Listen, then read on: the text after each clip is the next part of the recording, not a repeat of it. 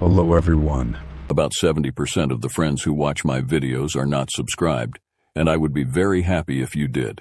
I know many of you use these videos to fall asleep, so before you drift off, I'd love it if you could leave a comment letting me know where you're listening from around the world. Story 1. It started with a strange feeling in my gut. I was scrolling through my usual social media apps when I noticed something odd. A friend sent me a screenshot of an Instagram post that looked familiar. The photo was one I had deleted from my account a few months ago. It had a new caption, something eerie, something personal. Underneath the photo was a timestamp. Not a usual one with a date, but my exact birth time. It was not even common knowledge, just something I had told a couple of close people in passing. My heart began to race as I stared at the image. The account that posted it had no followers and no posts but the ones of mine. I tapped through the profile and felt my stomach churn. Every post was a mirror of the ones I had tried to erase. Pictures I deleted for being too vulnerable, too revealing, or too attached to old memories were there. Each one was tagged with the same kind of caption. A time, my birth time. Over and over again, almost like a chant. There were no names, no tags, no location hints. The account was completely faceless, with no bio or identifying details. The username was a jumbled set of letters and numbers that meant nothing to me. I checked the timestamps on the posts, and they were scattered across the last few weeks. Whoever was doing this had been at it for a while.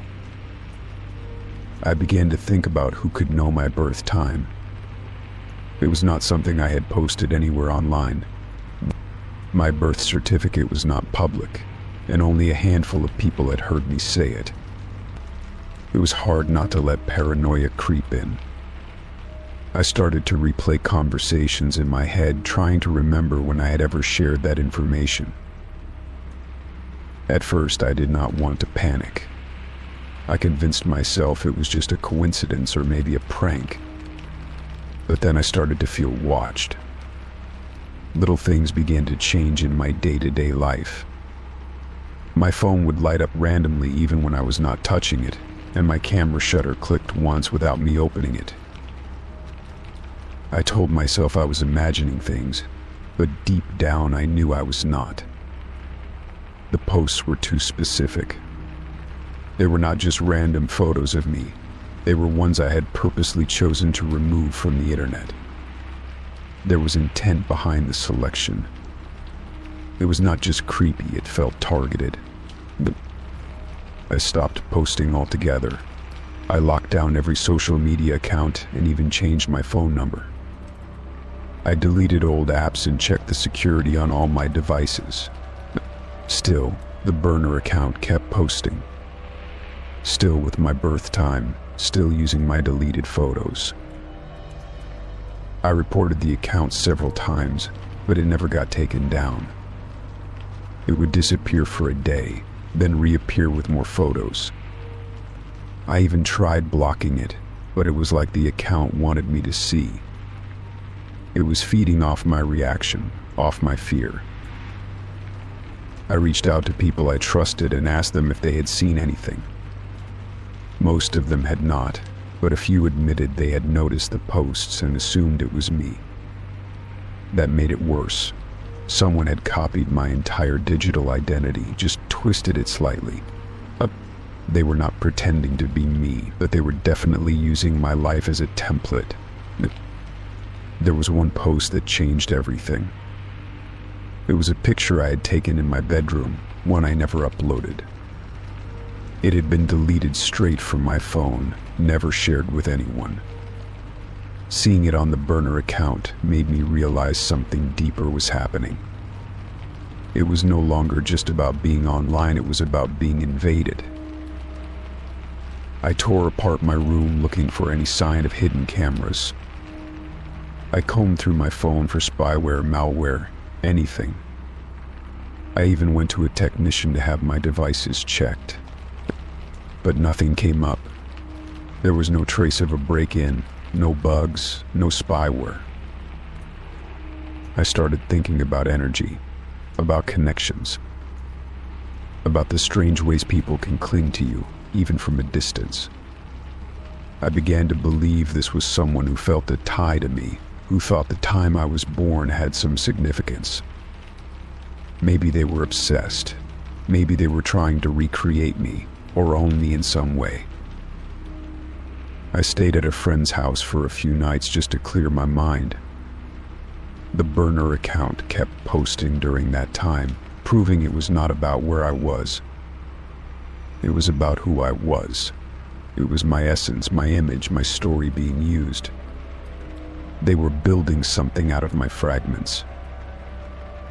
I considered deleting all my online accounts, going fully dark. But that felt like defeat, like giving someone the power to erase me. Instead, I started documenting everything. Screenshots, dates, times, conversations. But I wanted to build a case, even if no one believed me. Eventually, I took it to someone with more knowledge, an investigator who understood digital footprints. They told me that sometimes burners like these are not just random. They can be bots, but they can also be built by people with very real, very deep intent. The idea that someone had spent time digging into my life like this felt unreal. I was advised to stop engaging with the account in any way. No blocking, no messaging, no reporting. Just watching quietly while the evidence stacked up. It was the hardest thing, staying silent while someone manipulated my history. But I followed through, trusting that patience would matter. Weeks passed and the account slowed down, and fewer posts, longer gaps between them. Then one day it stopped. No more photos, no more captions, just silence. I waited, thinking it was just a pause. But a month went by, and still nothing. It was as if the person behind it got bored, or maybe found someone else to haunt. The account eventually disappeared on its own. No warning, no trace. I kept checking for weeks after, just in case it came back under a different name. But it never did. And slowly, I began to breathe again. I still do not know who was behind it or how they got my photos and birth time. I may never know. But I learned something powerful. No one else can define me with the pieces they steal. My story is mine to tell. Now, I choose what to share and what to keep sacred. I understand the value of privacy in a world that feeds on exposure. I am more careful, but I am not afraid. I reclaim the parts of myself that someone tried to use against me. And in doing so, I found strength I did not know I had. It was terrifying, yes, but it did not break me. I am still here, whole, present, in control of what belongs to me. Story 2. I had always been a light sleeper, often waking up at the slightest creak of the floorboards or the distant howl of wind outside my window. Recently, I decided to try something different to better understand my sleep patterns. After browsing through countless options, I installed a sleep tracking application on my phone. It promised to record sounds during the night and analyze my sleep cycles. At first, I was intrigued by the idea of learning how often I tossed and turned. The first few nights were uneventful, with the app only picking up the occasional rustle of bed sheets or the hum of the ceiling fan. I would wake up, review the data, and then go about my day as usual. However, on the fourth night, something peculiar happened. When I checked the audio recordings the next morning, I noticed a strange entry labeled as whispering. My heart skipped a beat as I pressed play. There was a faint voice murmuring something under its breath, barely audible but unmistakably my own. The recording was garbled in places, but a few words stood out. I seemed to be asking questions, giving half-formed answers, and mumbling strange phrases I had no memory of saying. It sent a chill down my spine to think that I was speaking in my sleep like that. I had never known myself to be a sleep talker. The voice in the recording sounded different, tired, uncertain, almost distressed. I tried to dismiss it, thinking maybe it was just a dream bleeding into my subconscious thoughts. Still, a sense of unease lingered. That night, I went to bed feeling nervous, unsure of what the app might capture next. I lay in the dark, straining to keep my eyes open as long as possible. The following morning brought more whispers. This time they were longer, more coherent. I was talking about things that made no sense, descriptions of places I had never visited, mentions of people I did not know, and odd questions like where did you hide it? Or why did you come back? I listened in disbelief, replaying the clips over and over again. I was speaking as if I were having a conversation with someone else in the room. I began to question my sanity. I had always believed myself to be of sound mind, grounded in logic and reason. But this was something else. The app had no reason to fabricate these recordings. I could not explain why I was saying such things in the middle of the night. Out of curiosity, I set up a camera across from my bed to see if anything else was happening while I slept. I did not expect to find much, perhaps just myself turning or adjusting the blanket. But what I saw the next morning unsettled me deeply. I sat up several times during the night, eyes open but unfocused, murmuring softly to no one. There was no recognition in my face, no awareness. It was as if I were operating on some other level of consciousness. Each time I laid back down, it seemed involuntary, mechanical. I watched the footage, stunned by the idea that I had no memory of these actions. The whispers were no longer just sounds on a recording, they were now accompanied by movements. The app's logs started to build up, each night producing more clips of whispered conversations. Some were mere fragments, while others lasted for minutes. I started keeping a journal, writing down the contents of each recording. I hoped that by transcribing them, I might uncover a pattern or clue. But all I found were more questions. What disturbed me most was the change in tone. My voice became more forceful, even angry. At one point, I shouted a name I did not recognize, demanding answers. The emotion was raw and real, not the kind of nonsense one might expect from dreaming. It was as if I were reliving something I had forgotten. I stopped inviting people over. The idea of someone witnessing me in that state was too humiliating to bear. I even considered uninstalling the app and pretending none of it ever happened. But a part of me needed to know more. I could not turn my back on this mystery, not now. I began researching sleep disorders, reading everything I could find about parasomnias and night terrors. Nothing I read quite matched my experience. Most cases involved movement or screaming, not coherent dialogue. I reached out to a sleep clinic, but appointments were months out. In the meantime, I continued documenting the recordings. One evening, I listened to a particularly long whispering session. It sounded like I was pleading with someone, asking them not to leave. My voice cracked with emotion, and for a moment, I felt tears welling up. I had no idea what could have caused such anguish, but the pain in my voice was unmistakable. Eventually, I started to recognize repeated phrases. A few lines came up more than once, things like "you said it would be safe," and they know what you did. These sentences hinted at some deeper story, something hidden beneath the surface of my memory. It felt like digging through layers of sediment, trying to reach the truth. But the more I listened, the more tangled it became. I wondered if something traumatic had happened in my past that I had blocked out. Could these whispers be memories trying to resurface? The idea frightened me, but it also gave me purpose. I wanted answers, even if they were painful. I could no longer live in ignorance. Some nights I hesitated to sleep, dreading what I might say next. The boundary between my waking life and my sleeping mind began to blur.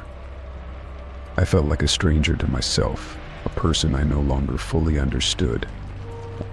Every morning was a confrontation with another version of me, one I could not control or predict. I stopped setting alarms, hoping to catch myself mid-sentence. Once or twice, I woke up speaking, heart racing, mouth dry. But the moment I opened my eyes, the words vanished like smoke. It was like chasing a ghost, always out of reach. One night, something strange happened. I dreamt vividly, more clearly than ever before. I was in a dimly lit house, walking through rooms filled with old furniture and shadowy corners. There were voices in the distance, whispering just out of earshot. I followed them, my feet heavy, each step echoing loudly in the silence. At the end of a narrow hallway, I saw a door slightly ajar.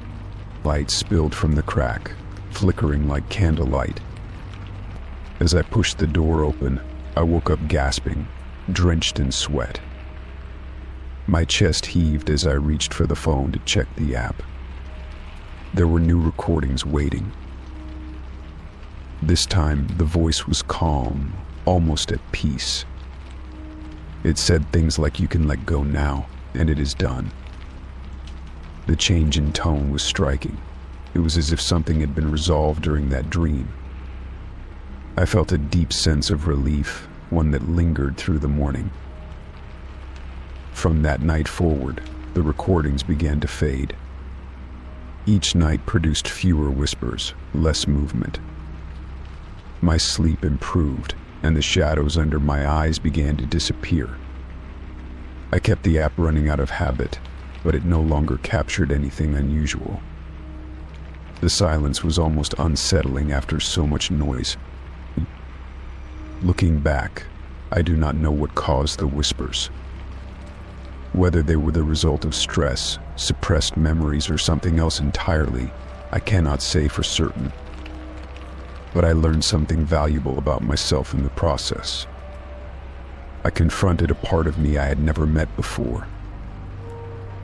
Now, when I lay down to sleep, I feel different. I am not afraid of what the night might bring.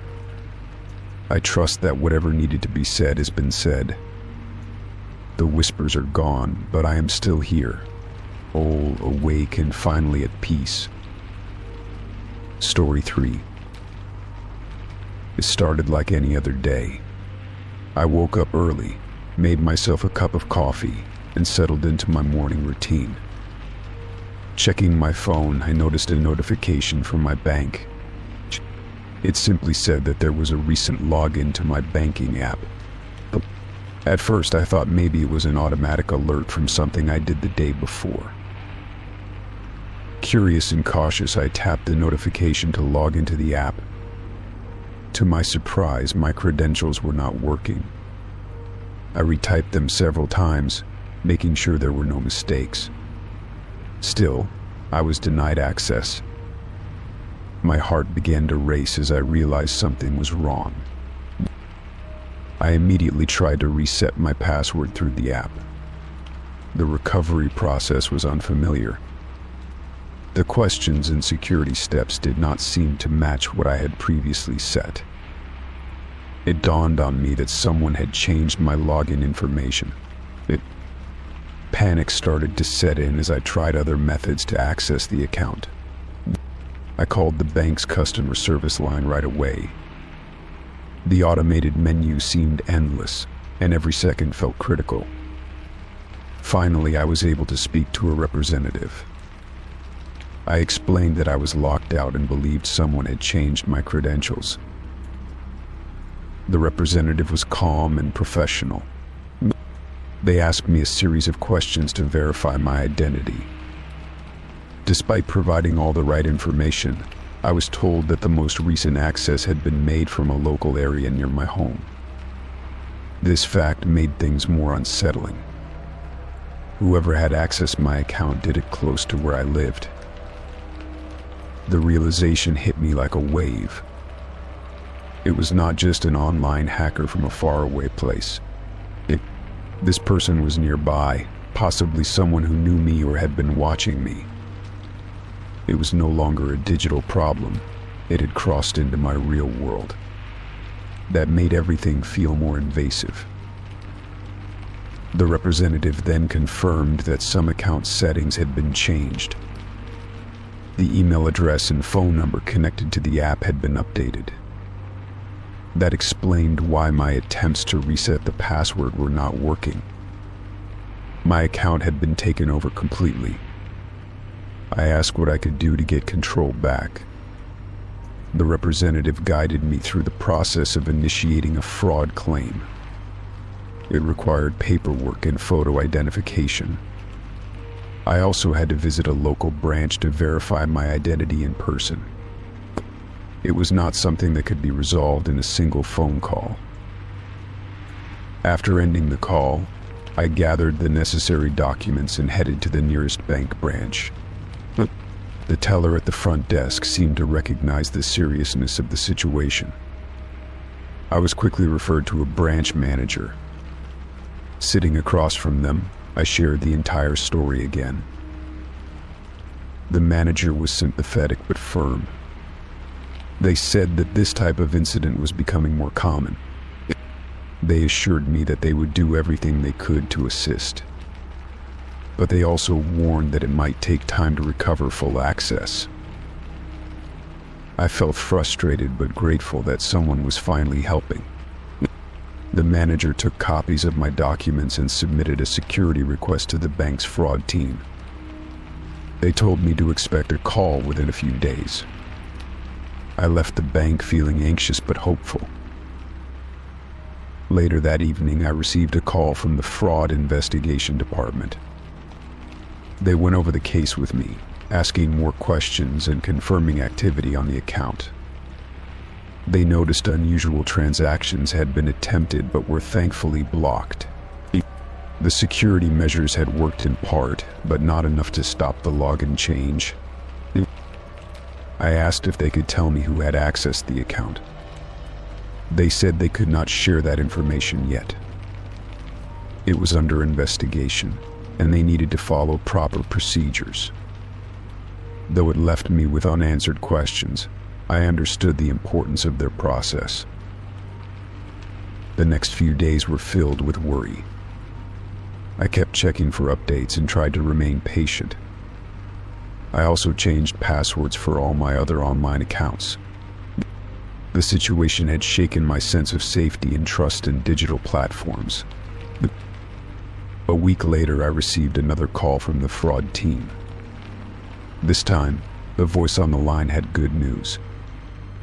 My identity had been confirmed, and the account would be restored to me. I felt an overwhelming sense of relief and gratitude. The bank issued me a new account number and set up extra security measures. I was given the option to use two-step verification and set up alerts for every login. They even arranged for a digital security expert to walk me through how to better protect my information. It was a learning experience I would never forget. As I began to rebuild my confidence in online banking, I took things slow. Every login was done with caution. I paid attention to every detail and made sure all recovery options were in my control. The memory of that breach was still fresh in my mind.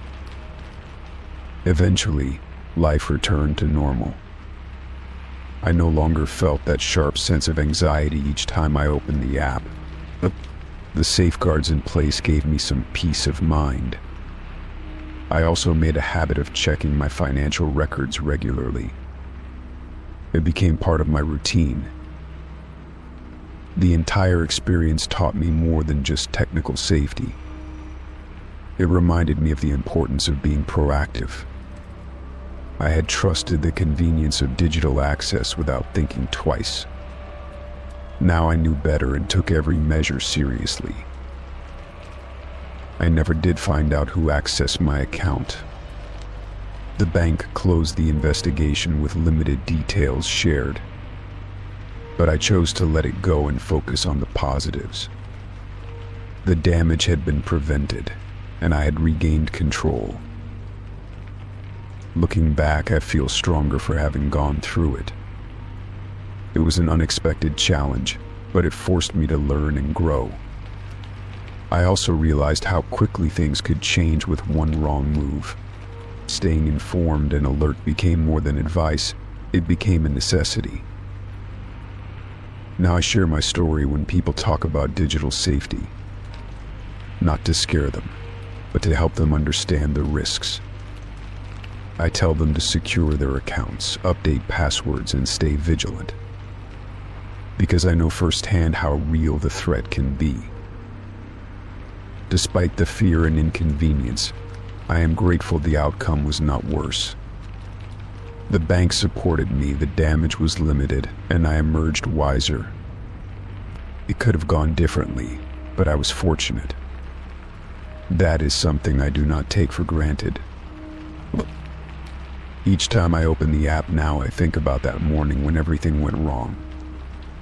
I remember the feeling of helplessness and how hard it was to fix. But I also remember how far I have come.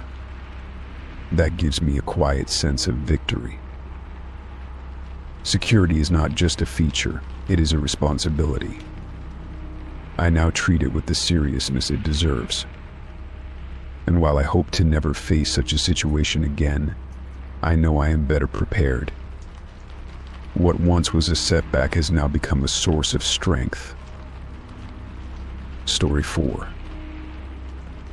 I arrived at the hotel just past 3 p.m., feeling worn out from the long drive. The lobby was quiet and the staff was courteous, handing over my key card with efficient politeness. The building had a slightly old-fashioned charm, with thick carpeting and muted lighting in the hallways. My room was on the 5th floor, with a view of the city skyline and a small desk by the window. As I swiped my card and stepped inside, I was struck by how pristine everything looked. The bed was neatly made, the air smelled faintly of lavender, and the curtains had been drawn halfway. I placed my bag on the chair and decided to unwind for a bit. I turned on the television, expecting the usual welcome message or list of hotel services. Instead, a media menu appeared on the screen with a single file already queued up. It was a video, labeled with my full name and nothing else. I froze for a moment, staring at the screen in disbelief. My heart gave a small lurch, and I glanced around the room as if to confirm I was alone. I debated turning it off, but curiosity tugged at me stronger than reason. Slowly, I sat down on the bed and pressed play. The screen faded from black to a shaky recording of what looked like a hallway, lit by flickering fluorescent lights. The audio was muffled, filled with soft static and occasional background noise. At first, it was hard to tell what was happening in the video. The camera moved slowly down the corridor, passing identical doors on either side. It felt strangely familiar, like I had seen that hallway before, maybe in a dream or from some distant memory. My unease grew with every passing second. Then the camera stopped in front of a door, number 514, the same as my room. The lens lingered there, trembling slightly, before cutting to black again. I stared at the screen, feeling my stomach tighten. When the picture returned, it was of the interior of a room, also identical to mine. The bed, the desk, the curtains, everything matched perfectly. The camera panned slowly to the bathroom door, which creaked open as if nudged. The lights inside were off, making the space behind the door pitch dark. I was gripped by a cold sensation that ran down my spine like ice water. The video ended without any credits or explanation. I sat in stunned silence, unsure what to do next. For a brief moment, I wondered if it was a glitch or a mistake. Maybe another guest had the same name, or it was part of some experimental hotel feature. Still, the precision of the recording was too perfect to ignore. My exact room, down to the view from the window, had been captured in that video. I stood and walked slowly to the bathroom, heart pounding in my chest. The door creaked just as it had in the footage. I flipped on the light and found nothing out of the ordinary. No hidden cameras, no strange marks, just a clean sink and folded towels.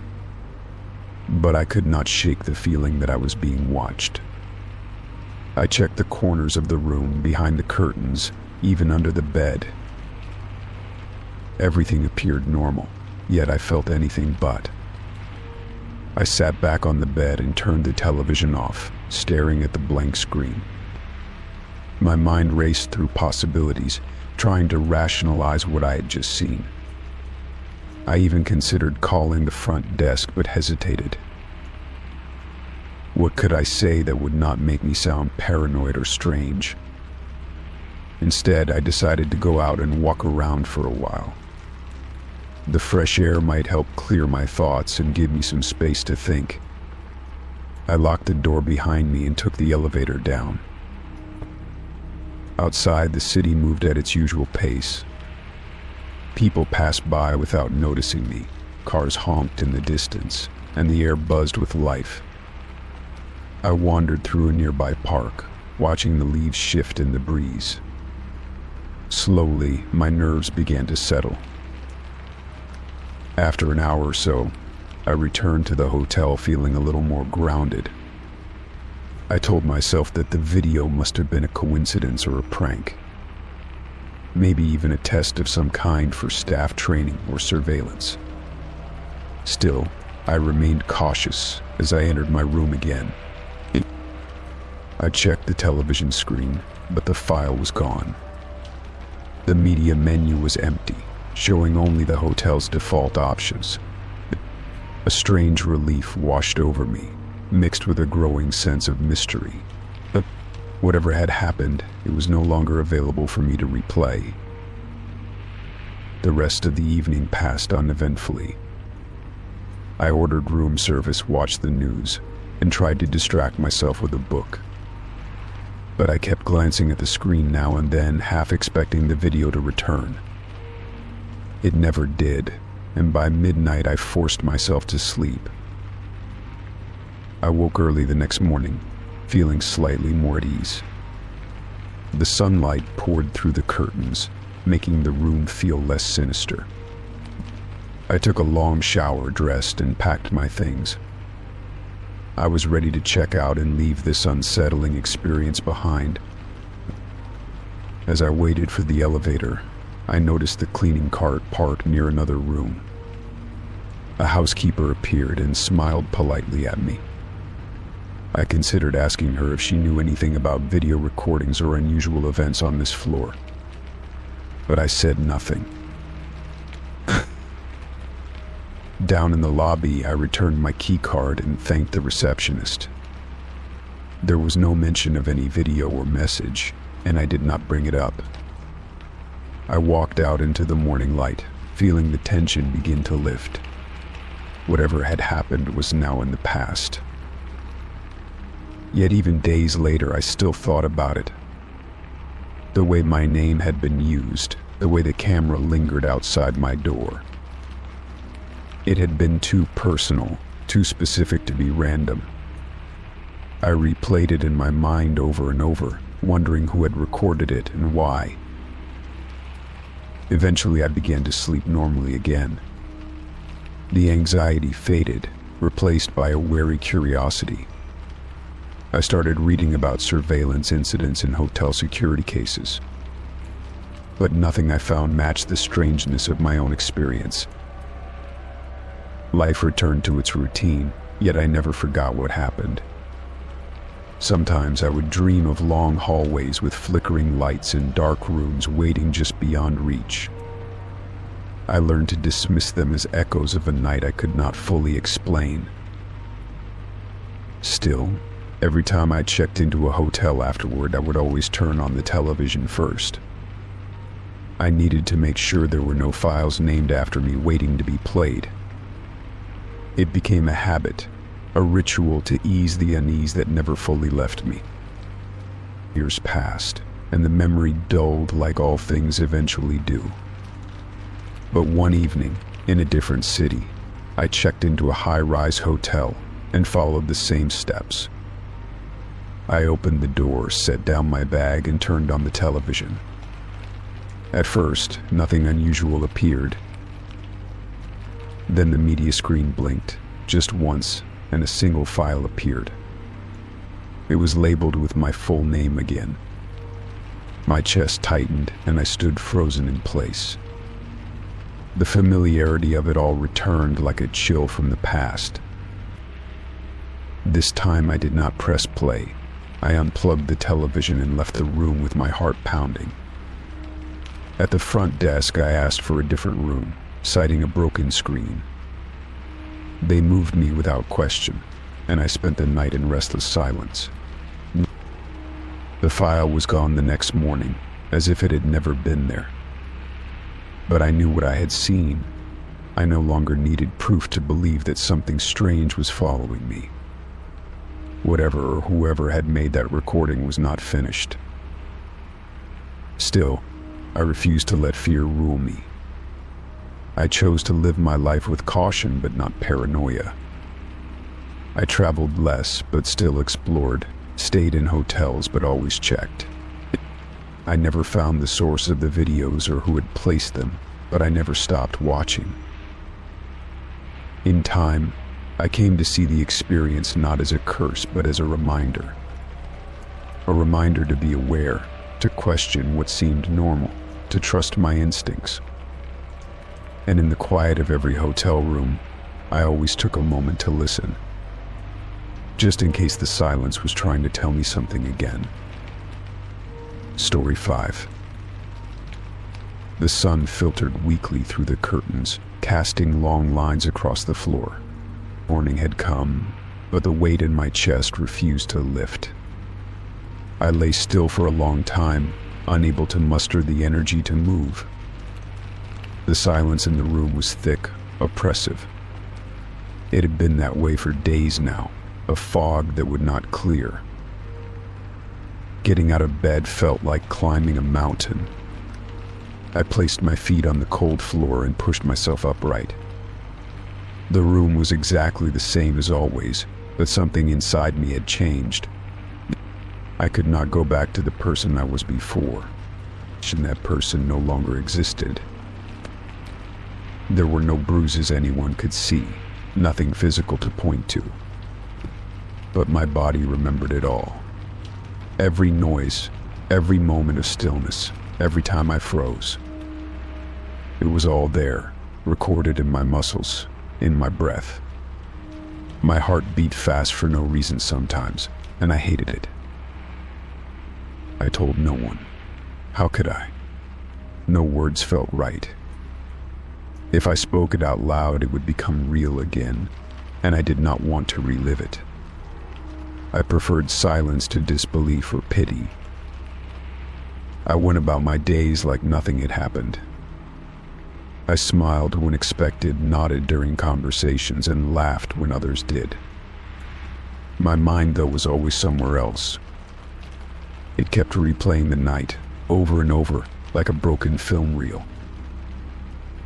Nighttime was the hardest. I feared the dark. Sleep did not come easy, and when it did, It brought with it dreams that left me gasping. I would wake up drenched in sweat, eyes wide in the shadows. I kept the light on always.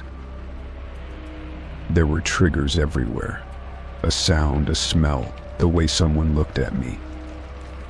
Any of it could send my mind spiraling. I learned to mask it well, but sometimes my hands would tremble. I would pretend it was nothing and press on.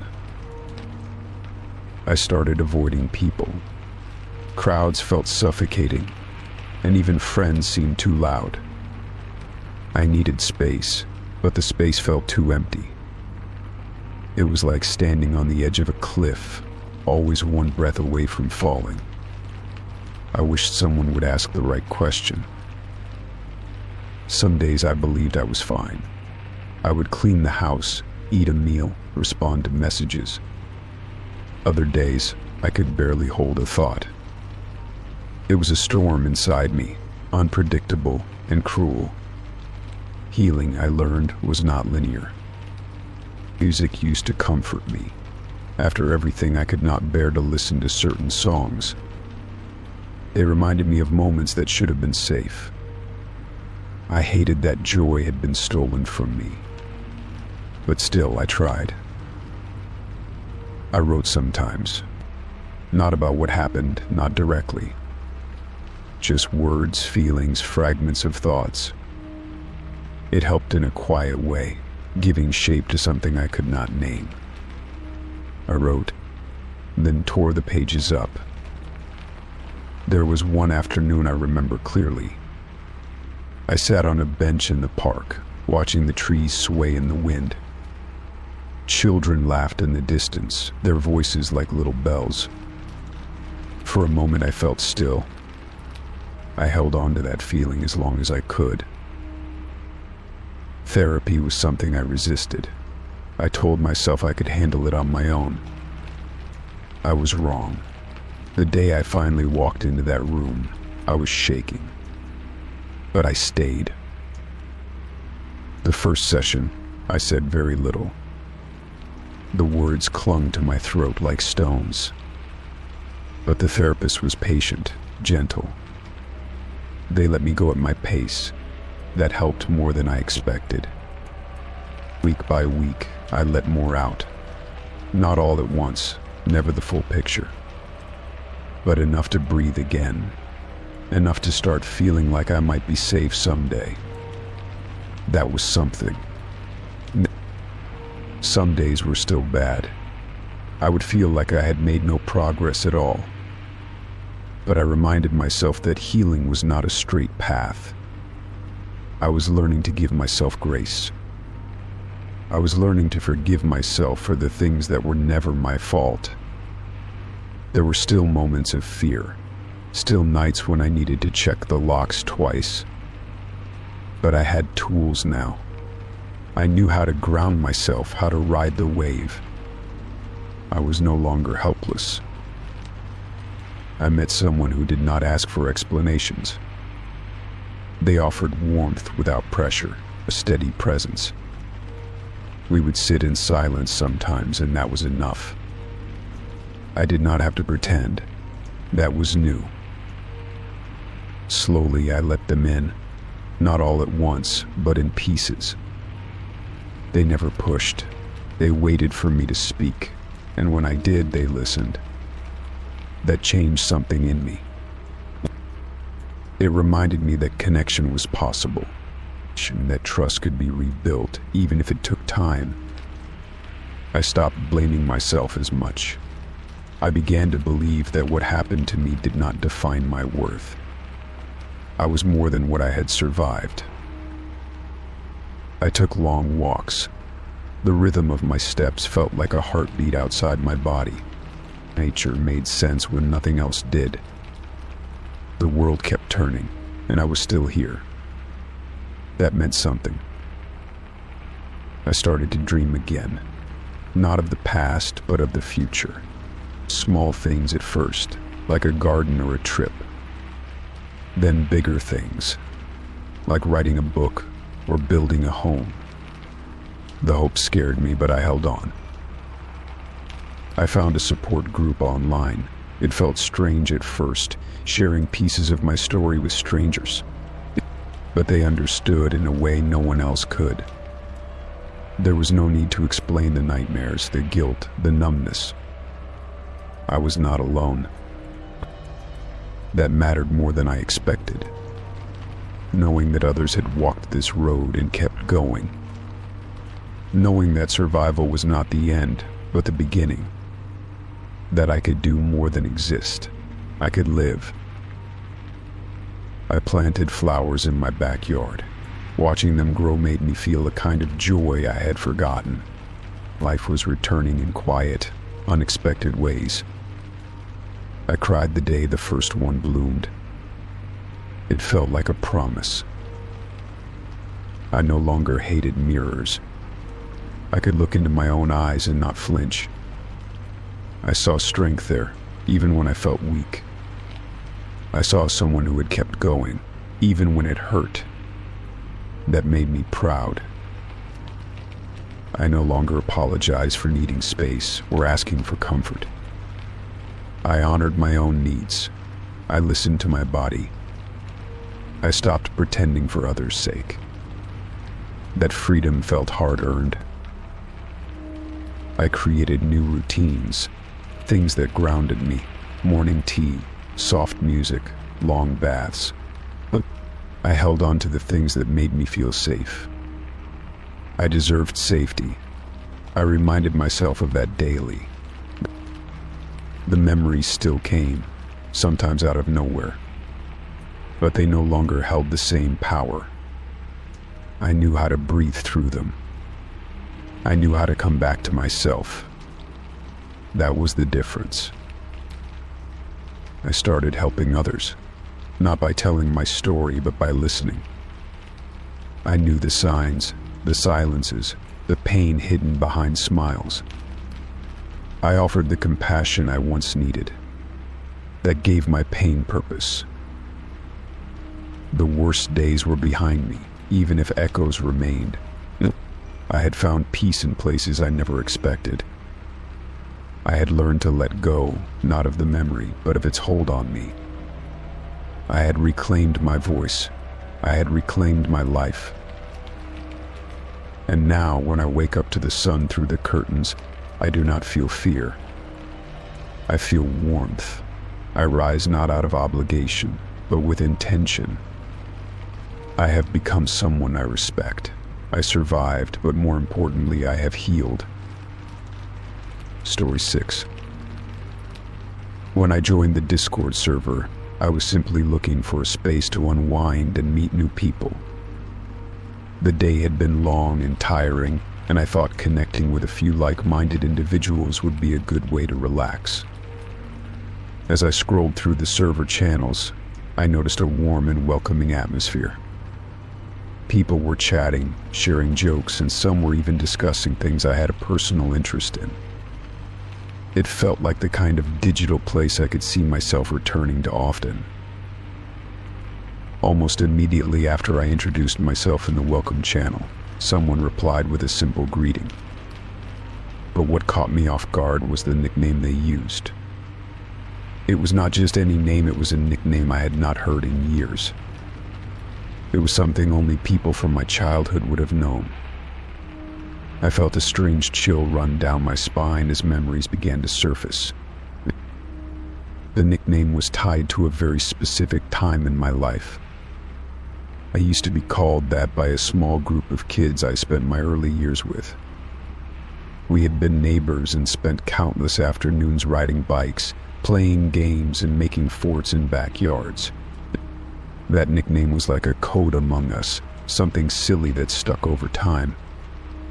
Hearing it again brought a wave of emotions I was not quite ready for. I stared at the screen for a few seconds before typing anything. My mind raced as I tried to remember who from my past could possibly be on this server. It seemed too unlikely to be a coincidence. I tried to think about whether I had used any identifying information when I joined. Nothing obvious stood out to me, and yet there was my childhood nickname in bright white text. The person who used the name seemed casual about it. They followed up with a friendly emoji and asked how I had been. That added to my confusion. Were they genuinely someone from my past, or was this just some very strange coincidence? I felt both curious and uneasy. I decided to respond cautiously, asking how they knew the nickname. Their reply was equally casual, but it hinted that they remembered more than they were letting on. They mentioned a game we used to play and even referenced a small treehouse that only a few people ever knew about. At that point, there was no denying it, they were someone from my childhood. A mixture of disbelief and curiosity took over. We began chatting more privately through direct messages. I still did not know exactly who they were, but the familiarity in their tone started to feel comforting. They mentioned how they found the server through a recommendation and had not expected to see a familiar name. That made me think again about how I had presented myself online. Maybe my username or something in my bio had triggered the memory. Our conversation slowly peeled back layers of the past. We talked about the long summers we spent outside and the little adventures we used to have. It felt surreal, almost like I had opened a book that had been closed for over a decade. The nostalgia was powerful. I had forgotten how much those early experiences shaped who I became. Despite the years that had passed, there was something oddly unchanged in the way we communicated. We joked in a similar rhythm and even referenced things we thought we had long forgotten. I found myself smiling at the screen, reminded of a simpler time. It was comforting to find a piece of my past preserved like that. It felt like reconnecting with a part of myself. At the same time, it was a little unsettling to think about how easily someone could track down an old nickname. We live in such a connected world now, and it reminded me that our digital footprints are wider than we sometimes realize. But in this case, the connection felt more like fate than surveillance. It was a reminder that people from our past can reappear in the most unexpected places. Sometimes it happens when we least expect it. I asked more questions to try and figure out who exactly they were. They were careful in how they answered, offering just enough to stir recognition without fully revealing their identity. Eventually, I put the pieces together. It was someone I had shared countless hours with, someone who had faded from memory as life moved on. Seeing how naturally we resumed our conversation made me realize the depth of those early friendships. We talked about how life had changed since those days. The neighborhood had grown quieter after everyone moved away. Our group of childhood friends scattered in different directions, chasing different dreams. I admitted that I had not thought much about those times until now. They said the same and shared how the nickname had come to mind the moment they saw me join the server. It felt strange how quickly the digital world had allowed us to rebuild a bridge from the past. In some ways, it was more meaningful than running into someone on the street. We had time to talk, to explore our memories, and to laugh about things that once seemed so important. There was no pressure, just an organic return to something familiar. It was comforting in a way I had not expected.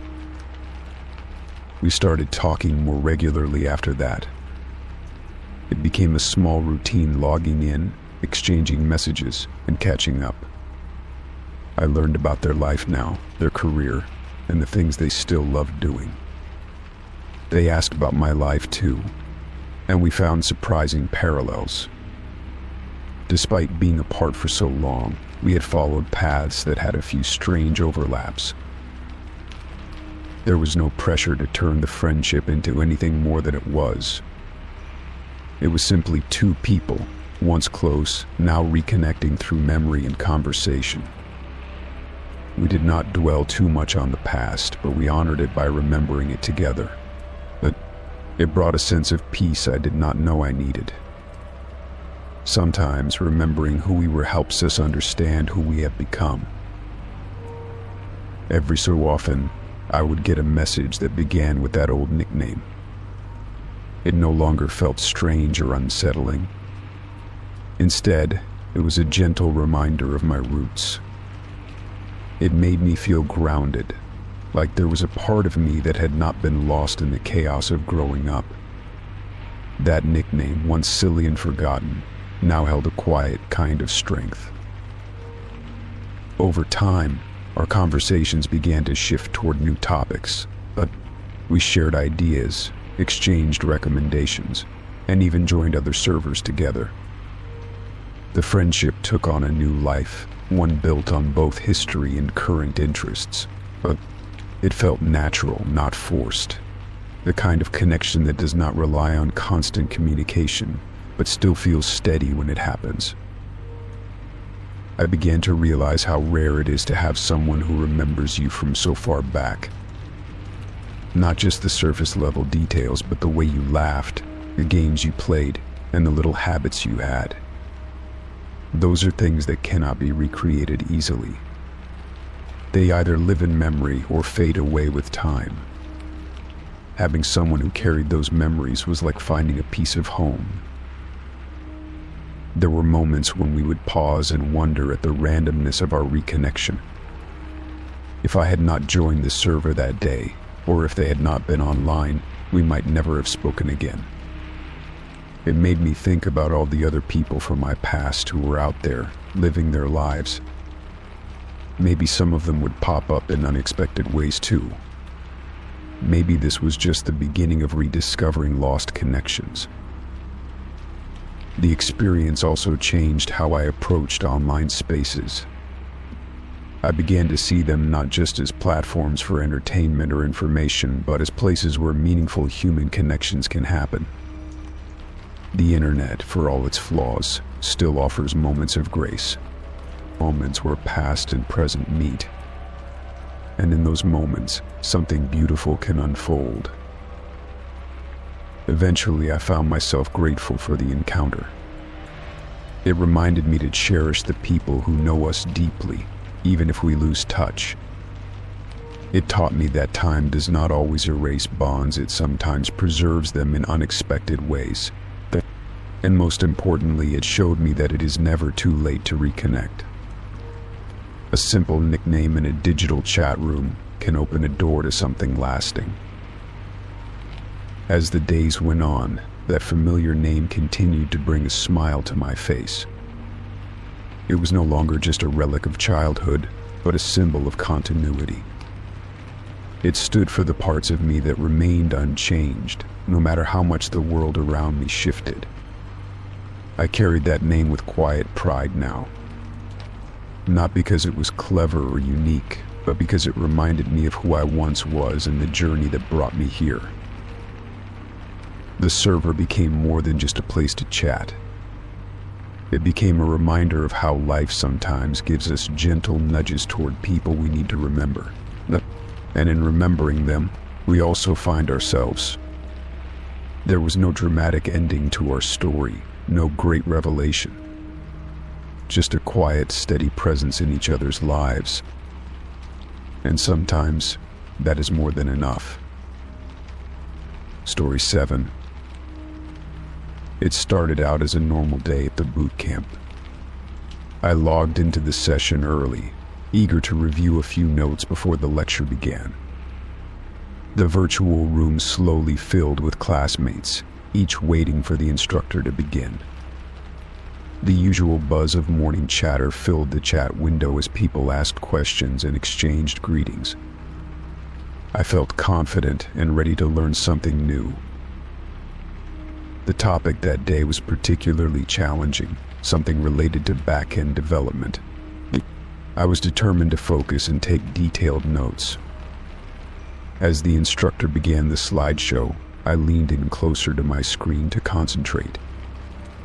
The slides were well organized, with code snippets and diagrams that helped make the content easier to understand. I followed along attentively, eager to grasp every detail. About 20 minutes into the lecture, The instructor changed slides and something caught my eye. On the screen was a screenshot from a webcam, clearly showing my face.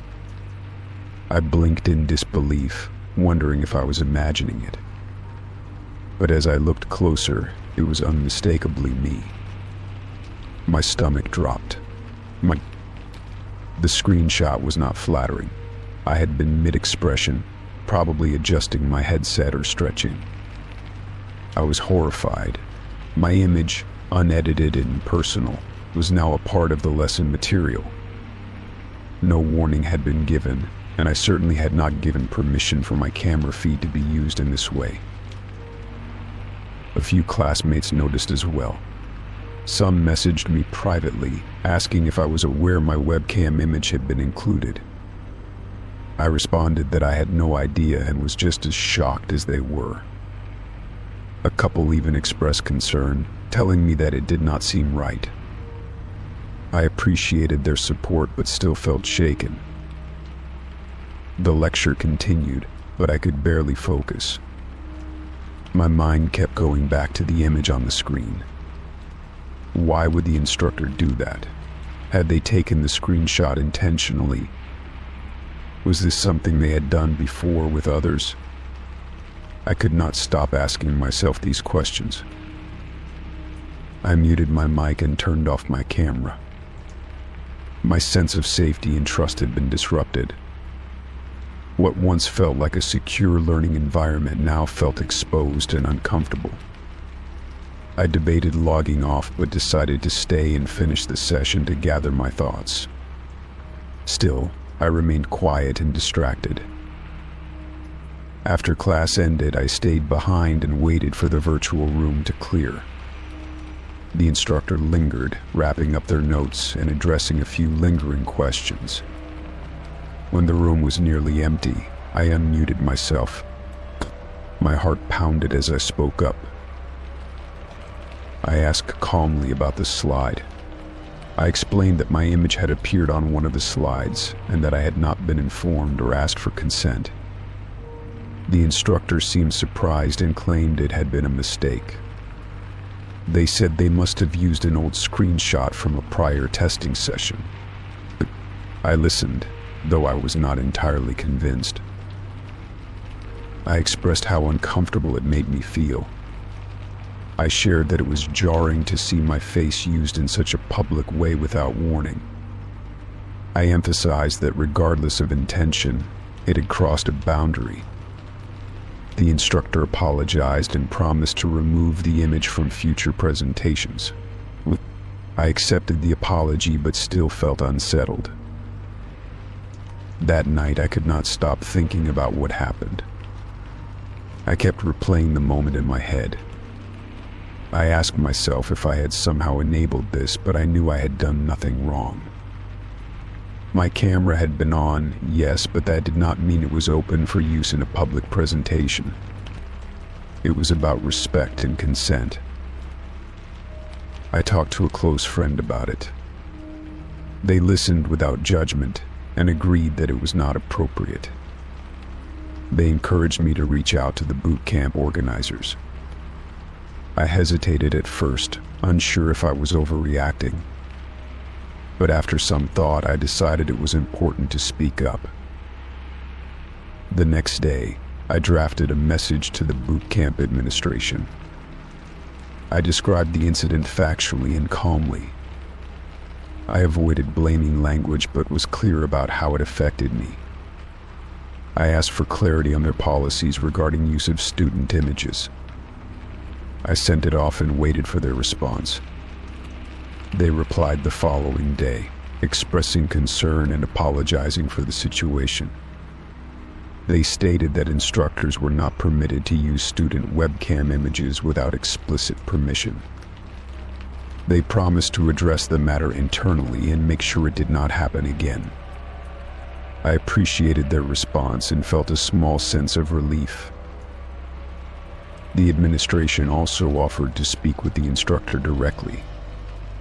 I agreed and was told the conversation had taken place. The instructor reiterated their apology in a follow-up message to me. While I still felt wary, I appreciated the acknowledgement. It was important for me to feel seen and heard. A few days later, I returned to class. I kept my camera off that time, still unsure how I felt. I noticed the instructor had removed the slide and restructured the presentation. They seemed more careful and respectful during the session. It felt like a small but meaningful shift. In the weeks that followed, I slowly regained my confidence. I continued to participate and ask questions. The support from a few classmates helped too. They checked in with me and encouraged me to keep going. Their kindness reminded me that I was not alone. What happened left a mark, but it also taught me something valuable. It taught me to speak up when something feels wrong. It showed me the importance of boundaries, even in virtual spaces. And it reminded me that respect should never be assumed. It should be earned and maintained. The boot camp eventually ended, and I graduated with new skills and knowledge. Looking back, I felt proud that I stayed the course. The experience taught me not just about coding, but about self-advocacy and integrity. I carried those lessons with me into every future project and professional setting. I no longer let fear of speaking up silence me. I knew the power of using my voice with clarity and calm. The discomfort I faced became a stepping stone toward resilience. And while I would never want to go through something like that again, I came out stronger on the other side. That strength is something no one can take away from me. Story 8. I visited a friend's house for a casual evening. They had one of those smart home speakers that respond to voice commands. It was supposed to be a fun night with some music and conversation. I had never used one of those speakers before. Everything was normal until something completely unexpected happened. The speaker suddenly lit up on its own. I did not say anything to trigger it. I looked at my friend, who seemed just as confused as I was. Before we could speak, the device began to play a voice recording. The voice was mine. It was not a message I had recorded for fun. It was my voice asking for help in a panicked tone. I could hear myself saying things I did not even remember saying. My heart started to race as I tried to understand what was going on. The room felt colder in that instant. The voice on the speaker repeated phrases like, "Please help me and I do not feel safe." I had no memory of ever recording something like that. My friend looked at me, clearly shaken. We both listened in silence. There was no laughter, no amusement, just complete shock. I immediately tried to stop the recording. The speaker paused but then started again. I pressed buttons on the side, but it kept playing my voice. The sound of my distress filled the room. My friend suggested unplugging it, so we did. The room went silent after the device powered down. I was still trying to figure out how the speaker had my voice. I did not own that specific brand, and I had never used my voice to set up any account. My friend said maybe it was a glitch, but deep down, I knew it was something more. I started to question if I had ever been recorded without my knowledge. The thought made me uncomfortable. Was there a moment when I had said those words, but I had no memory of it? That idea frightened me even more. My mind was spinning with possibilities. I went back home that evening with a sense of unease.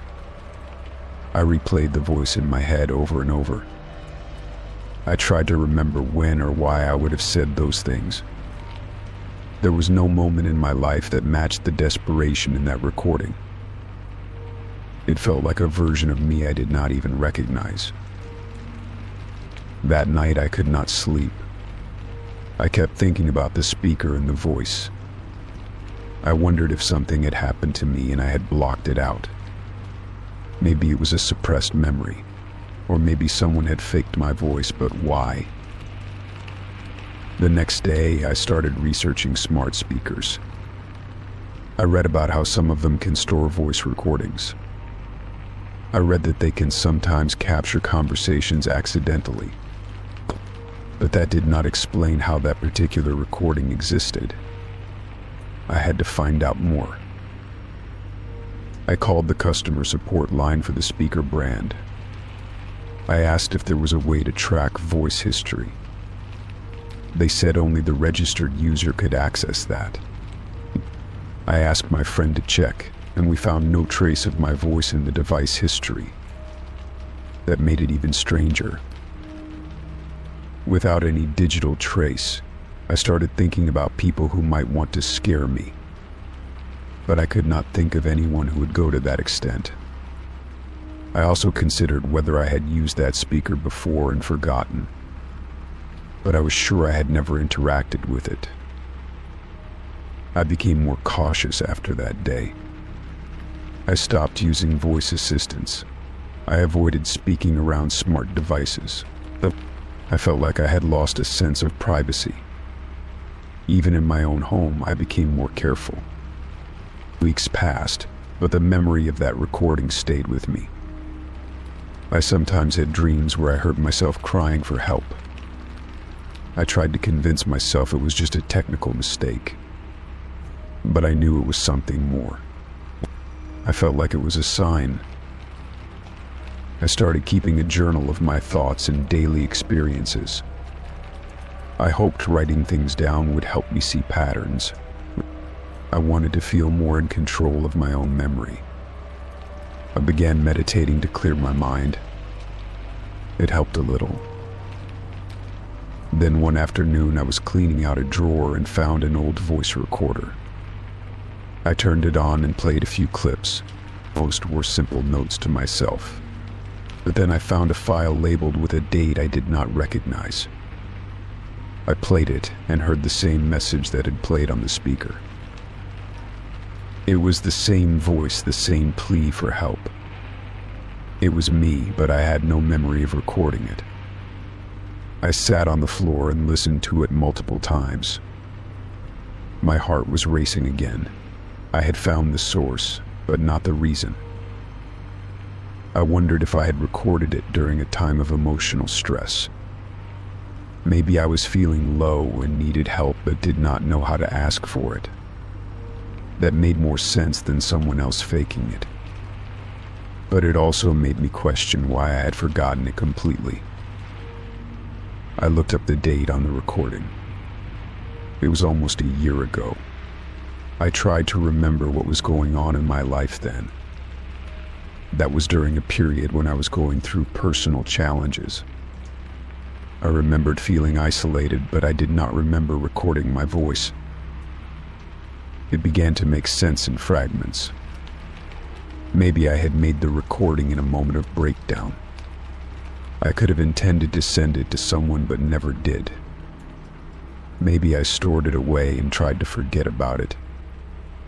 That seemed like something I would do to avoid feeling weak. Now it felt like that forgotten voice was trying to remind me of something.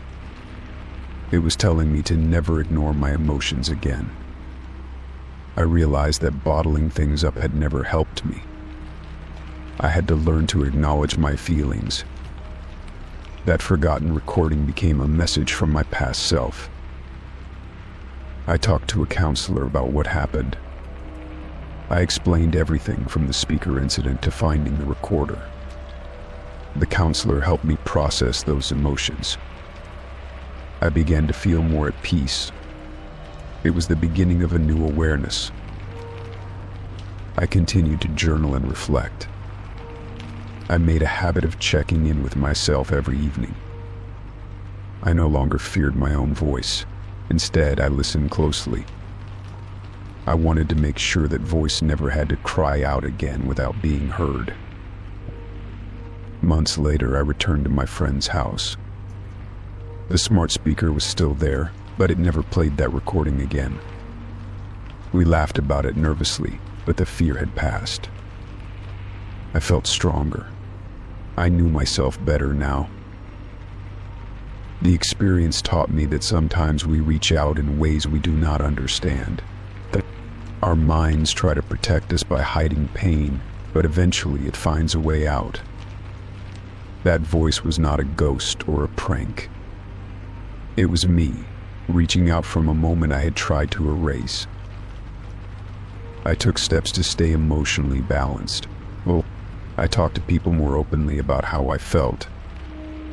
I allowed myself to be vulnerable when I needed support. That recording, as disturbing as it was, became a turning point. It made me aware of the importance of facing my emotions. Now I use technology carefully. I respect its power to record and replay moments of our lives. I no longer see smart devices as just tools, but as windows into our behavior. I still use them cautiously, though without fear. I understand them better. The memory of that night will never fully leave me, but I am grateful for what it led me to discover. I became more present, more honest with myself. I no longer avoid feelings of distress. Instead, I listen and respond with kindness. In the end, it was not just a strange recording. It was a reminder to pay attention to myself, and to care about my mental and emotional health, and to never silence my own needs again. And that, I believe, is the best ending to what once felt like a mystery.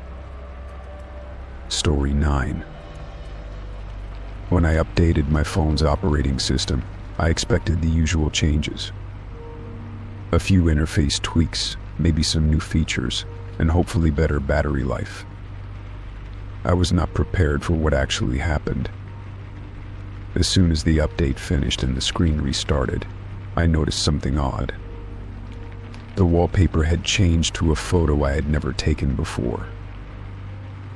It was a beautiful image, to be honest. It showed a misty forest during early morning hours, with the sun peeking through the trees.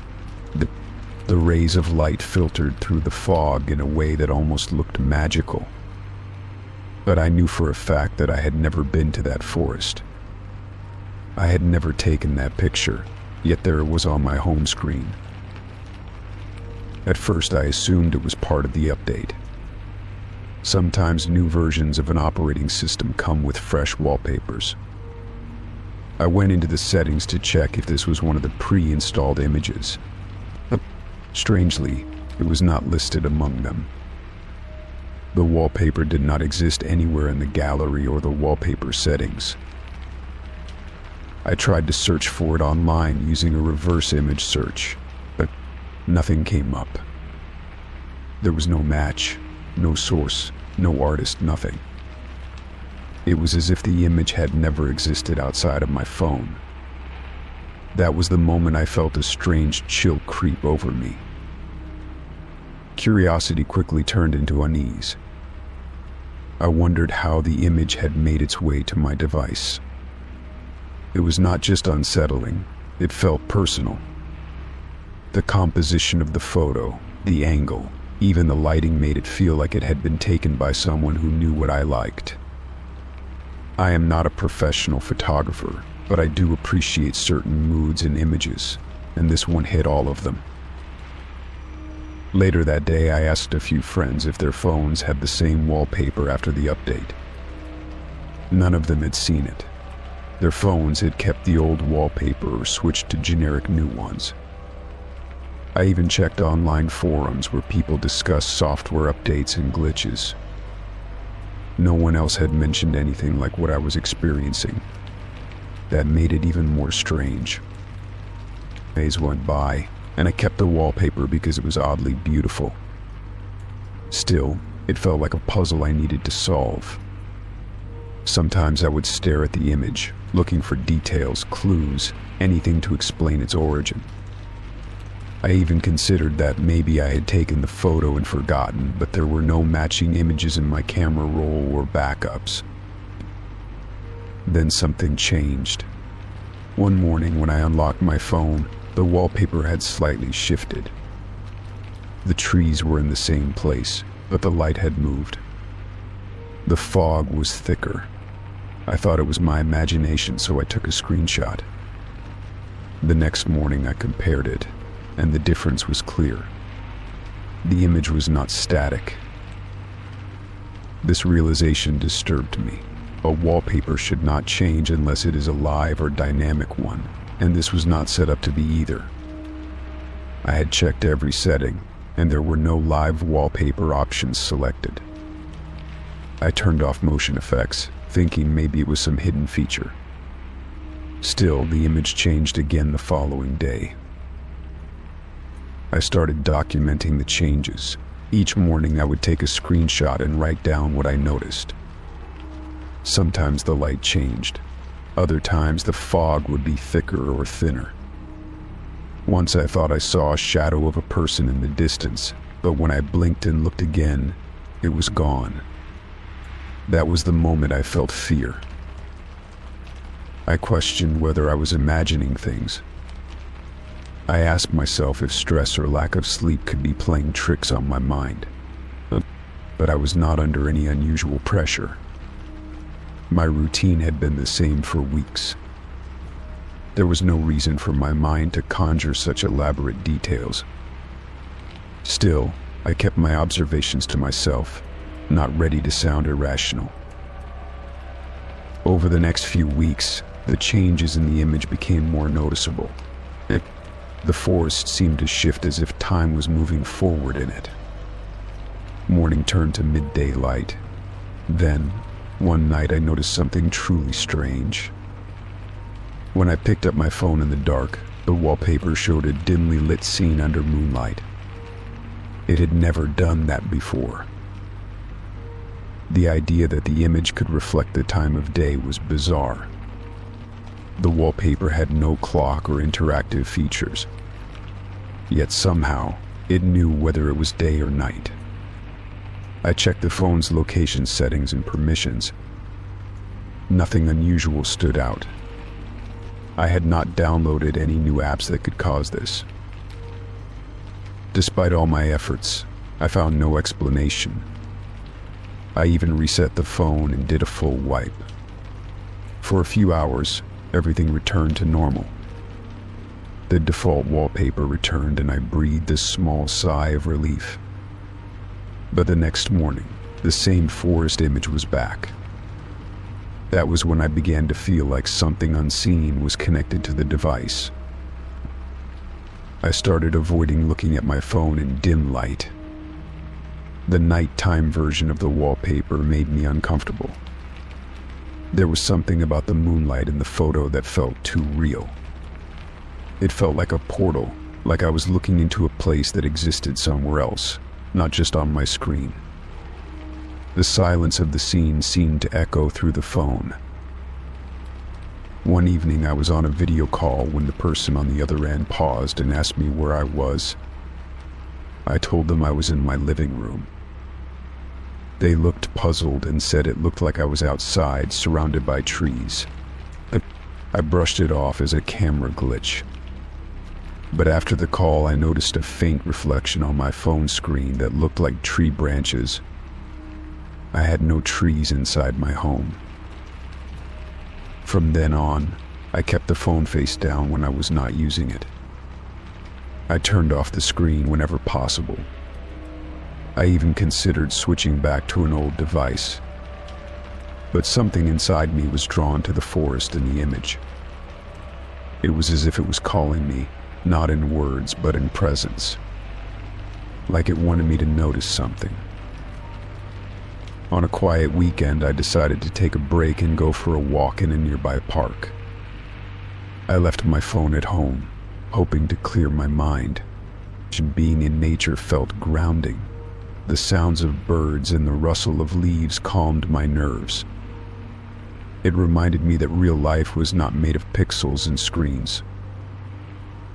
When I returned, I expected to feel refreshed. But as soon as I picked up my phone, the wallpaper had changed again. This time it was not just the forest. No, there was a clear trail in the image now, leading deeper into the trees. I had never seen that path before.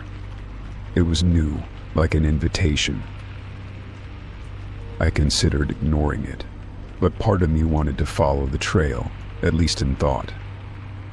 I zoomed in on the image to look at the path. It was well-trodden, lined with moss and leaves. It looked real, more like a photograph than ever. I imagined walking down it, wondering what I might find at the end. The next few days were filled with strange coincidences. I kept seeing forest imagery in unrelated places. Advertisements, book covers, even songs I had not heard before mentioned woods or trails. It felt like a pattern. I began to wonder if the image was not just random, but intentional. Like it had a purpose beyond decoration. I dreamed of the forest one night. In the dream, I stood at the edge of the path, hearing distant sounds. I did not walk in, but I felt watched, as if the trees were aware of me. When I woke up, the feeling lingered. I checked my phone, and the trail in the wallpaper had grown longer, stretching into a darker part of the woods. This continued until one morning, when the wallpaper showed the forest lit by golden sunset light. The trail ended at a clearing with a bench in the center. The sight brought an unexpected sense of peace. For the first time, the image did not feel unsettling. It felt calm, almost like closure. I stared at the clearing for a long time, feeling like I had reached the end of something. After weeks of confusion, fear, and fascination, the forest had brought me here. I took one final screenshot, then changed the wallpaper to a plain background. It felt like the right thing to do. The mystery did not need to be solved. Whatever the forest image was or where it came from, it had taken me on a journey. One that started with a simple software update and led to an experience I still do not fully understand. Maybe it was my mind trying to show me something. Maybe it was something else entirely. But I let it go with a sense of peace. Since then, my phone has worked normally. No more strange images or shifting wallpapers. Life has returned to its usual pace. I kept the screenshots in a folder, just in case I ever need to remember.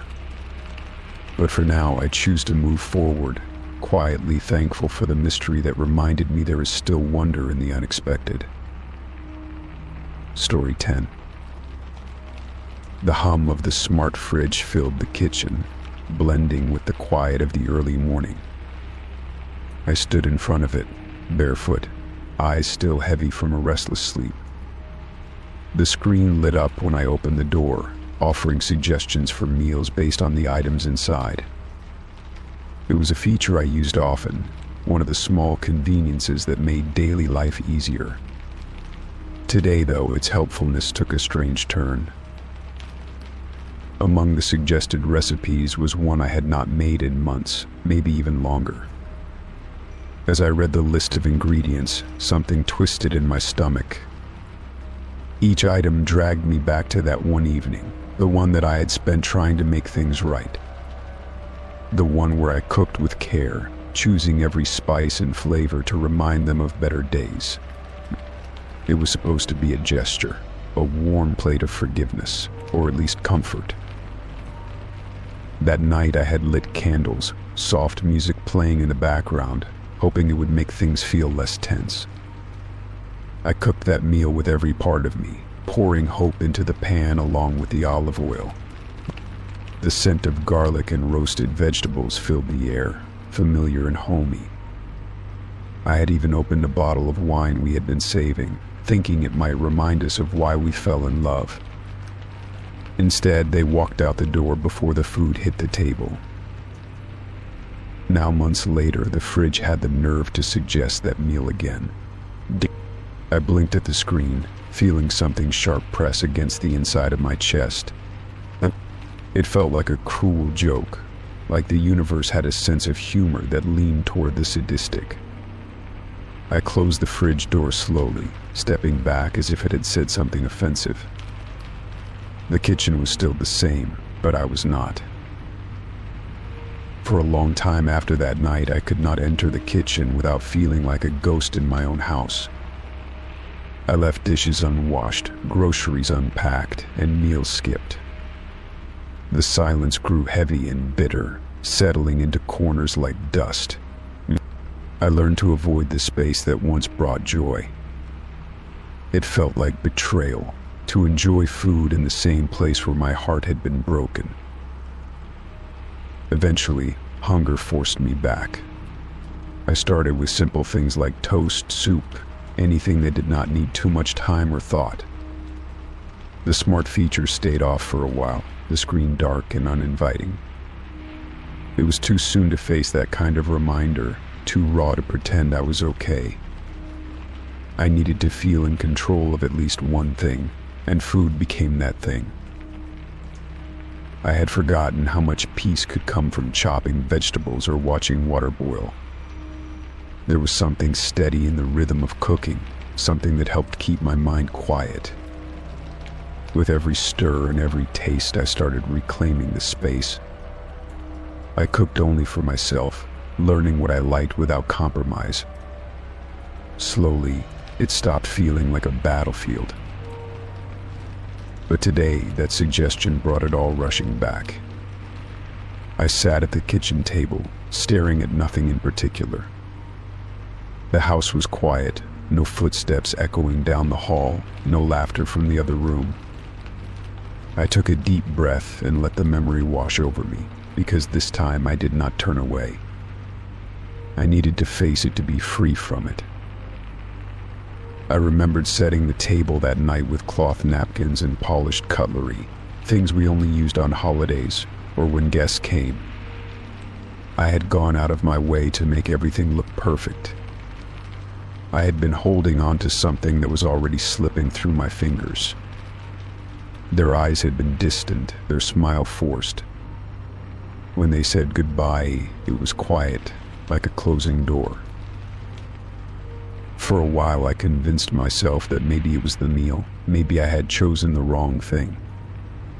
As if the right flavors or textures could have changed what was inevitable. But heartbreak does not care about seasoning. It does not wait for dessert. It just arrives, unapologetic and final. The irony of the fridge reminding me of that meal was not lost on me. Technology, cold and precise, dredging up something so deeply human. I had always relied on it to make my life easier, never expecting it to tap into pain I had tried so hard to bury. Still, maybe it was not a punishment. But maybe it was a chance. I opened the fridge again, looking at the ingredients with new eyes. They were just items now.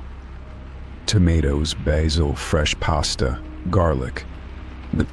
No longer symbols of a broken evening, but parts of something I could make for myself. I began preparing the meal, slower this time, more mindful. I did not play music. I did not set the table for two. It was just me, the sound of chopping, the sizzle of the pan. A quiet act of defiance against grief. Cooking that meal again felt like rewriting a story. The same ingredients, a different heart. I was no longer asking someone to stay. I was not begging for comfort. I was feeding the one person who had stayed through it all, or myself. As the sauce simmered, I thought about how far I had come. Grief had made everything heavier. But little by little, I had carried myself through the worst of it. The tears that once came so easily had dried, not from forgetting, but from healing. I was still here, still trying. I set the table with one plate and one glass. No candles, no expectations, just food and space, and a small, hard-earned peace. I took a bite and closed my eyes, letting the flavors settle. It tasted like closure. Not the kind that erases, but the kind that says, this happened, and I'm still okay. On the same meal, but no longer a monument to pain. Now it was a sign of survival, a quiet celebration. I washed the dishes slowly, no rush. The kitchen felt warm again, not haunted. Every cupboard, every drawer was still mine. I did not have to forget the past to reclaim the present. I just had to let it share space with what I was building now. Outside, the light was fading. The world kept turning, as it always did. I stood by the window for a while, watching people walk by, imagining their stories. Some were laughing. Some looked tired. But they were all moving forward, just like me. The fridge screen went dark again, waiting for the next time I would need its help. I smiled at the thought. Maybe next time it would suggest something new. Something without history, without pain. Or maybe I would choose the recipe myself. Either way, I was no longer afraid of the kitchen. I was not afraid of memory. That night would always be part of my story, but it did not get to write the ending. I did. And this time, it would be a good one. Story 11. I had just started a new Substack, excited to share my thoughts and stories with anyone willing to listen. It felt like a fresh start, a place where I could be honest and raw without worrying about judgment. The platform was easy to use, and I loved the idea of building a small community of readers who cared about the same things I did. I was still figuring out my voice and my rhythm, but I was hopeful. Then one morning I opened my email and saw a message with no subject line. Look, the sender was unknown, no name, no address, nothing familiar. I hesitated before clicking on it, but curiosity got the best of me. When I opened it, the entire message was just 2 words. They said, "We know." That simple message sent a chill down my spine. I stared at the screen, heart pounding. Who was we? What did they know? I scrolled through my inbox, but there was nothing else. No follow-up, no explanation, just that short, cryptic note. I felt exposed in a way I could not explain. At first, I thought it was a prank or some kind of spam. Maybe someone found my new email and wanted to mess with me. But the words felt deliberate, like a warning. I tried to shake it off and focus on my writing. I told myself I was being paranoid. Over the next few days, I became hyper-aware of everything. My phone seemed louder in my hands. Every notification made me jump. I checked my email obsessively, looking for any clue or hint about who sent the message. The silence in response only made me more anxious. I kept writing on Substack, but the joy was fading. I worried that maybe someone was watching me, reading my drafts before I even posted them. I started to second-guess everything I wrote. Was I revealing too much? Was I making myself a target by being too honest? The phrase "we know" echoed in my mind all day and night. It was like a shadow lurking behind every sentence. Who could possibly know what I was thinking or planning? I tried to think back to anyone I had confided in recently, anyone who might want to intimidate me. But nothing came to mind. I considered deleting the Substack altogether, but that felt like giving in to fear. I wanted to prove to myself that I could keep going, no matter what. So I wrote one of my most personal pieces yet, about fear and vulnerability, and published it. I hit send and waited. The reaction was surprising. A few people reached out with words of support, telling me they understood and appreciated the honesty. That small connection helped me breathe a little easier. But the email still haunted me, and the sender remained a mystery. One evening I received another message. This time it was longer and more unsettling. The email included details about my life that no one should have known, or things I had only mentioned in private conversations or in my writing, never shared publicly. The message was clear: I was being watched. I felt my world shrink. Trust became something fragile and distant. Every shadow seemed to hide someone lurking. Every unexpected sound set my nerves on edge. I questioned whether it was even safe to continue writing. Maybe silence was better. But silence was not who I was. Writing had always been my way of making sense of the chaos inside me.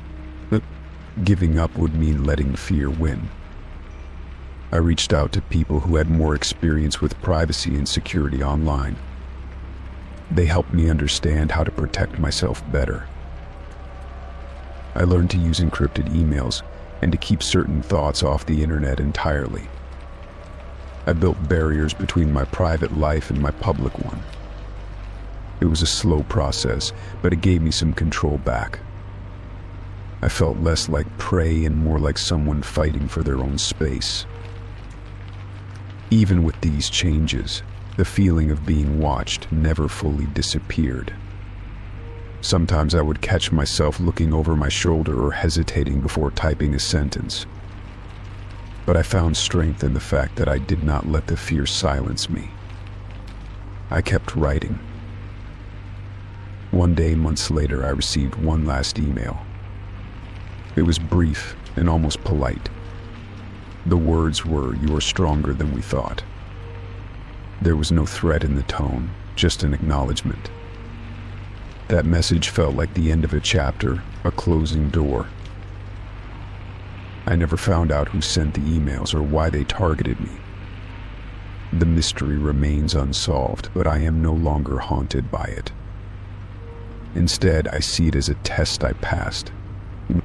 A moment that showed me the depth of my own courage and resilience. Now, my Substack continues to grow, not just in followers, but in my confidence. I write with more clarity and bravery than before. The words I share are mine, not shaped by fear or doubt, but by the strength I found in facing the unknown. In the end, that simple message of "we know" was a spark that ignited something within me. It forced me to confront my vulnerabilities and claim my voice. And in doing so, I discovered that sometimes the greatest power comes from not backing down, even when you feel completely exposed. Story 12. I downloaded a journaling application one quiet evening, hoping it would help me organize my thoughts and keep track of my days. The app had an appealing design and promised to make writing easy, even for those who struggled to keep a daily habit. I liked the idea of capturing moments, however small, that might otherwise be forgotten. I told myself I would write a little each night before going to sleep. It seemed like a simple enough goal to start with. The first day was easy. I wrote about the usual things: the weather, how I felt, and the conversations I had during the day. The app was responsive and felt like a good companion for my thoughts. I closed it feeling satisfied, pleased that I had managed to write something even if it was brief. I looked forward to continuing this new routine. The next day came, and I opened the app to add a fresh entry. But to my surprise, there was already a full journal entry dated for that day. It was neatly written, in clear language, and detailed enough to capture moments I barely remembered. I was confused at first. How could this be? I had not written anything yet today, nor had I dictated or copied text into the app. I scrolled through the entry again, reading carefully. The entry described my morning routine, the breakfast I ate, even small interactions I had with strangers on my way to work. It mentioned details I would not have noticed or remembered so precisely. There was a strange, almost uncanny accuracy in the writing. The tone felt like mine, but somehow more polished. I wondered if the app had some kind of artificial intelligence feature designed to generate entries automatically. The idea was both intriguing and unsettling. I decided to ignore it for a day, hoping it was just a one-time glitch or an experiment by the app developers. But the next morning, the pattern repeated itself. Every new day had an entry filled out already. Some were long, some short, but all were specific and personal. It was like the app was living my life for me, recording things I did not consciously recall. But at first I felt strange reading those words, as if someone else was inside my head. Curiosity got the better of me, so I began comparing the entries to what I remembered from the actual days. Some details matched perfectly, like the weather and meals I had eaten. Others included conversations I vaguely remembered, but with new context and emotion added. There were descriptions of thoughts and feelings I had not fully understood at the time. The app seemed to capture not just facts, but my internal experience.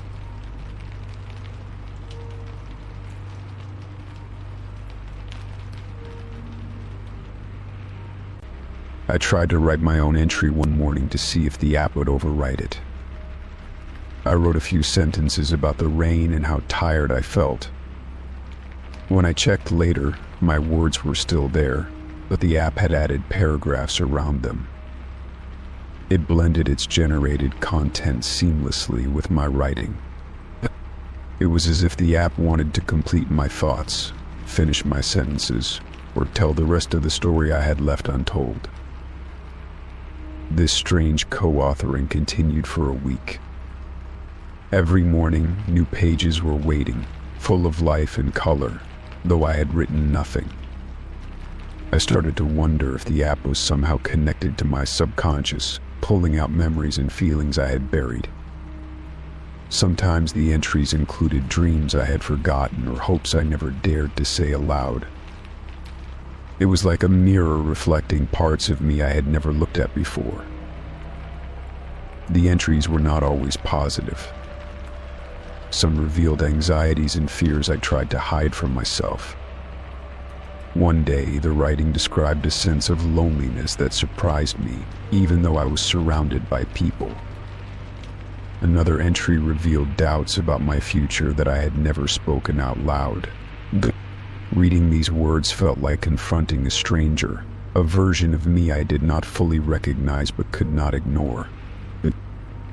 I debated whether to delete the app or keep it as a strange kind of diary that wrote itself. The app had become both a friend and a mystery. I started to talk to it, writing prompts in the morning and seeing what it would add by night. It felt like a dialogue between my waking mind and something deeper, hidden beneath the surface. I was beginning to trust it, even if it was not human. One evening, the app wrote about a moment I had almost forgotten, a walk in the park where I had paused to watch the sunset. The description was so vivid and tender that I could almost feel the breeze and the fading light on my skin. It reminded me of how life is made up of small, fleeting moments that often slip away unnoticed. Reading that entry brought a peacefulness I had not felt in a long time. Gradually, I started to understand that the app was not just filling in blanks but helping me see my own story from a new perspective. It brought me closer to my emotions, encouraged reflection, and made me more mindful of my daily experiences. Even when the entries revealed pain or uncertainty, I learned to accept those feelings as part of being human. I realized that growth sometimes comes from facing what we hide. One day, after reading a particularly thoughtful entry, I felt inspired to write my own uninterrupted journal. I poured out my thoughts and feelings without hesitation. When I opened the app the next morning, I found no additions, no overlays. My words were left untouched. It was as if the app had stepped back, letting me take full control again.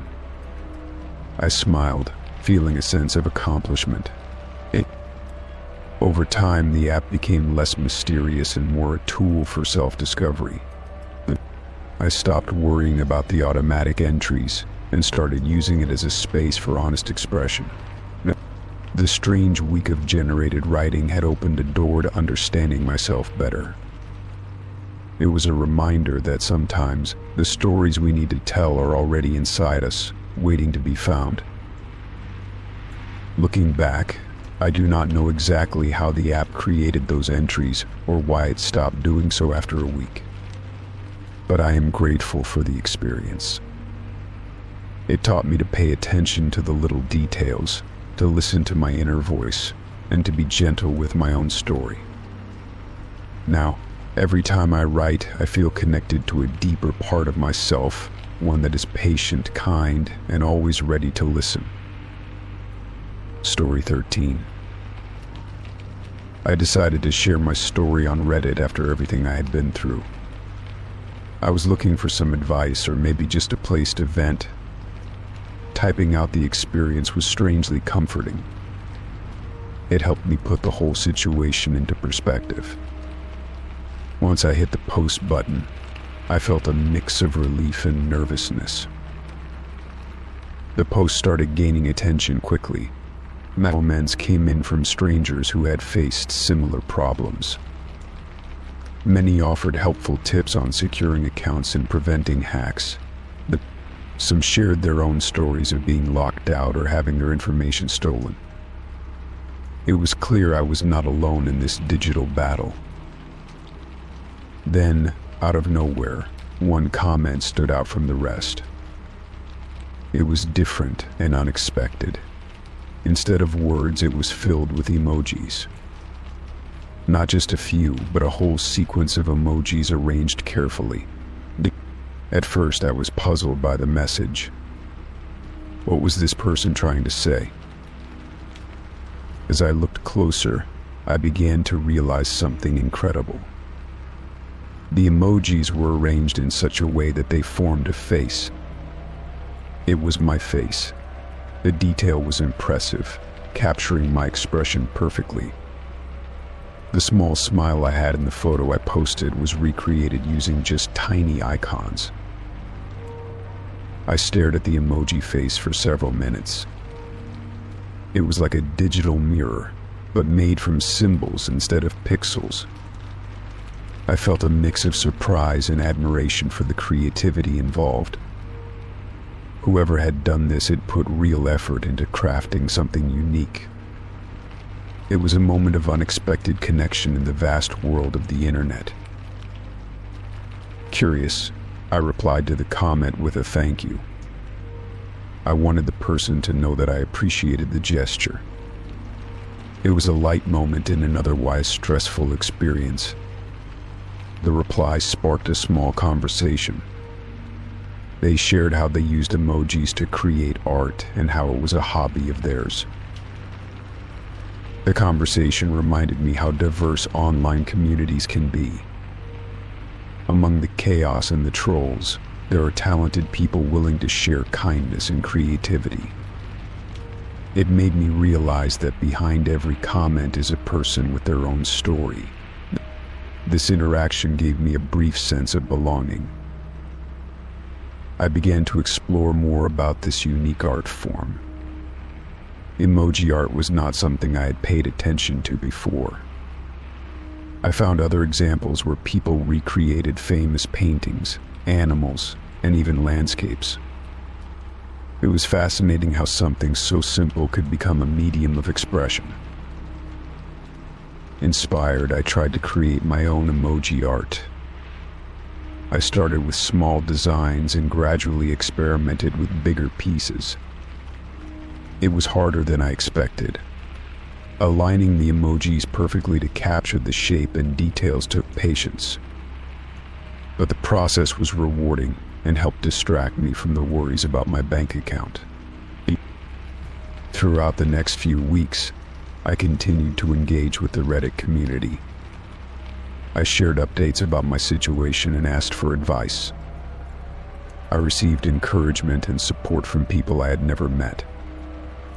It helped me feel less isolated during a difficult time. The emoji art comment remained one of my favorites. Finally, the bank resolved the issue and restored my access. It was a huge relief to regain control of my finances. I felt empowered knowing I had taken steps to protect myself better in the future. At the same time, I knew the experience had changed me in subtle ways. I was more cautious but also more connected to others online. Looking back, posting on Reddit was one of the best decisions I made. It gave me a platform to share, learn, and find unexpected joy. The emoji face comment was a reminder that creativity can shine even in the darkest moments. It turned a simple story into something memorable and unique. The experience taught me to appreciate small acts of kindness in digital spaces. Sometimes, a simple emoji message can brighten a day or offer a new perspective. I also learned that behind every screen is a human being capable of surprising you. This knowledge made me approach the internet with a little more hope. In the end, what started as a stressful ordeal became a story of connection and creativity. I carry that emoji face with me now, not just as a piece of art, but as a symbol of resilience. It represents how even in difficult times, moments of light can appear unexpectedly. I am grateful for the community that helped me through it. Now, whenever I log into Reddit or any social platform, remember that interaction. It reminds me to stay open to new experiences and to appreciate the small things. The emoji face will always be a funny and meaningful memory from a tough chapter. It showed me the power of human creativity and kindness in a simple, unexpected way. Story 14. It was a chilly evening just after 7 p.m. when my phone buzzed unexpectedly in my pocket. I pulled it out and noticed an unfamiliar number flashing on the screen. Curiosity got the better of me as I unlocked the device to read the message. It said simply, "Nice coat," finally changed it. I stared at the text, confused and a little unnerved. I had no idea who could have sent such a message or how they knew anything about my coat. The coat I was wearing that day was not new, but it was the one I had switched to after months of wearing something else. The message felt oddly personal, as if someone had been watching me. I looked around, half expecting to see someone nearby, but the street was quiet. A few pedestrians hurried past, wrapped in their scarves and jackets, oblivious to my growing anxiety. I debated whether to reply, but no words came to mind that felt safe or wise. Instead, I locked the phone and slipped it back into my pocket. The coat was just a coat, after all, but the message suggested something more. It meant someone knew details about my life that they should not. A cold shiver ran down my spine as I picked up my pace, heading toward the safety of my apartment. The city felt larger and darker than usual, the shadows lengthening with each step. Once inside, I locked the door behind me and sat down at the kitchen table, phone in hand. The screen was blank, but the message remained vivid in my thoughts. I searched my contacts and recent calls, hoping to find a clue. Nothing stood out. The number was new, not saved, and no other texts followed. I considered blocking the number, but I hesitated. What if I ignored the message and did not respond? Would the sender try to contact me again? The thought made my skin crawl. I wondered if the text was a warning or simply a cruel joke. That night, sleep was elusive. I kept my phone close and the lights on low. Every time it buzzed, I jumped. Hours passed without further messages, but I was too anxious to rest. My mind raced with possibilities about who could know about my coat, how long they had been watching. The next morning, I told myself to stay calm and act normally. I went through my usual routine, trying to shake off the unease. I dressed carefully, choosing a different coat from my closet, one I had not worn in months. It felt strange to change something so simple, but I wanted to feel some control. As I stepped outside, I noticed people glanced at me in passing. Whether they were looking at my new coat or just lost in their own world, I could not say. I walked quickly, avoiding empty streets and staying close to well-lit areas. The message lingered in my mind like a shadow. Throughout the day, I kept checking my phone, half expecting another text. Hours passed with silence. I wondered if the sender had given up or was simply waiting. The uncertainty gnawed at me, making every sound outside my window feel like a threat. That evening, as I sat reading on the couch, my phone buzzed again. I froze before looking at the screen. It was another message from the same unknown number. It read, "You always did have good taste. The red one suits you better." My breath caught. I had never told anyone about the red coat, let alone worn it in public recently. How could this person know such a detail? The message felt like a reminder that I was being watched closely, that nothing about me was private. I debated calling the police, but feared they would not take me seriously without more evidence. Instead, I began to track every message, every detail about the unknown number. I researched online, looking for similar stories or patterns. Nothing concrete appeared, but the feeling of being stalked grew stronger. Days passed, and the messages became more frequent, each one revealing a new detail about my life. They mentioned places I had visited, people I had met, even habits I kept secret. The words were careful, almost conversational, but with an edge of menace beneath. I started avoiding social media, turning off location services, and changing my routines. I told a close friend about the texts, who urged me to be cautious and to report the harassment. Despite the fear, I felt a small comfort in sharing the burden. One afternoon, I received a text that was different from the others. It said, "I am closer than you think." The words felt like a threat, an invasion of the fragile boundary I tried to maintain.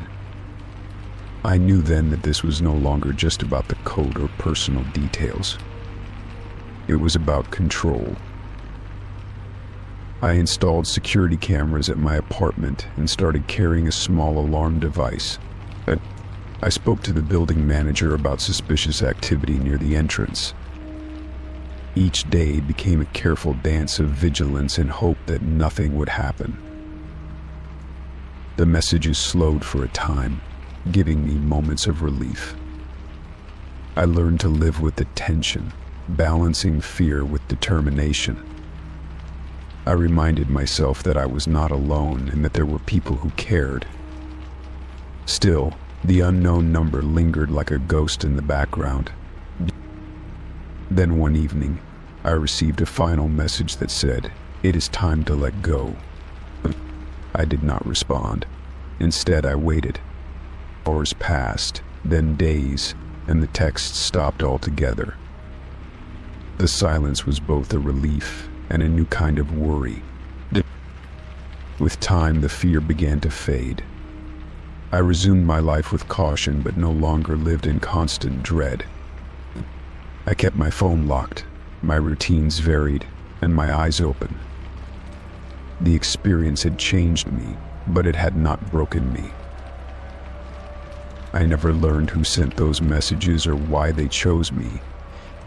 The mystery remained unsolved, a chapter closed without resolution. Yet I found strength in moving forward, in reclaiming my peace. The coat, once a simple item of clothing, became a symbol of survival. A reminder that even in moments of uncertainty I could stand firm. I learned to trust myself and the people around me, knowing that fear did not have to rule. In the end, I found a quiet kind of freedom. Freedom from the unknown, from the shadows that had haunted me. The messages were gone, but their impact stayed with me, shaping the way I saw the world. Now when I wear a coat, it is on my terms, a choice made with confidence. The past is a memory, a story I tell myself to remember how far I've come. And when the phone stays silent, I know that I have won the battle that once felt endless. Story 15. I entered the Twitch stream and the host said, "I have been waiting for you." The words caught me off guard, though I had no idea why. The chat was buzzing with excitement, but something about the way they said it made my heart skip. But I hesitated, unsure whether to respond or to just watch quietly. The screen flickered as the host smiled directly at me, as if they could see through the screen. I had stumbled across this channel by chance. I was not even sure why I clicked the link, but something about the title had drawn me in. The host was known for playing games late into the night, sharing stories and jokes with their viewers. I often watched streams to escape the noise of the day, to find a quiet corner in a busy world. But this time felt different. The host leaned closer to the camera, their eyes sharp and bright. They said again, "I have been waiting for you." This time their tone held an edge, like a secret hidden beneath the words. I felt a chill, but it was not a cold one. It was a mix of curiosity and something deeper, something unspoken. I typed a simple hello, unsure if I wanted an answer. The chat exploded with reactions, some telling me to be careful, others joking about how lucky I was. The host laughed softly, a sound that echoed in the quiet room where I sat. They began to speak about why they waited, telling me stories that seemed oddly personal. I was drawn in, unable to look away from the screen. They talked about chance meetings, about moments when paths cross in ways that feel like fate. They said they had been watching, not just my channel but my entire online presence. I blinked, wondering how they knew so much. It was unnerving and yet strangely comforting at the same time. I typed a question, asking what they wanted from me,